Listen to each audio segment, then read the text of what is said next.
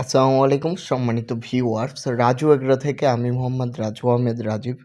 আজকে আপনাদের একটি চারার নার্সারিতে নিয়ে আসছি, যেখানে পলিশেড বাদে এবং সিবলিং ট্রে, যেটা আধুনিক ট্রেগুলো আছে, সিবলিং ট্রে বা চারা মাটি ছাড়া চারা উৎপাদন করে যেটা, সেটা বাদে অ্যানালগভাবে শুধুমাত্র বেড তৈরি করে চারা তৈরি করতেছে। সেরকম একটি নার্সারি আপনাদের দেখাবো আজকে। এইটা রাজশাহী পোবা থানার পাশে এই আহ, নার্সারিটি অবস্থিত।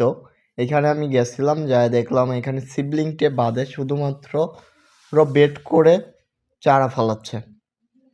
তো এইখানে যায় ভাইদের সাথে কথা বললাম, বলার পরে ভাইরা দেখালো যে আসলে এইভাবে চারা করলে কি হচ্ছে, আমাদের যে কোকোফিট বা সিবলিং টেতে তার চারা তৈরি করতেছে, তখন হলো চারার পুরো শিকড়গুলাই সম্পূর্ণ কিন্তু পলি ব্যাগে চলে যাচ্ছে, মানে সম্পূর্ণ থাকতেছে। কিন্তু এভাবে বেডে করে চারা করলে চারা আলাদা আলাদাভাবে তুলতে লাগলে শিকড় কেটে যায় এবং চারার গ্রোথটা ভালো হয় না। ভাইরা ছিল, ওনারা নিজেরা বলল এবং বলল যে যারা কোভিড চারা করবে তাদের জন্য তো অবশ্যই হবে না। তো ভাইদের কাছে বিভিন্ন চারা দেখলাম আমরা, তারপরে দেখলাম যে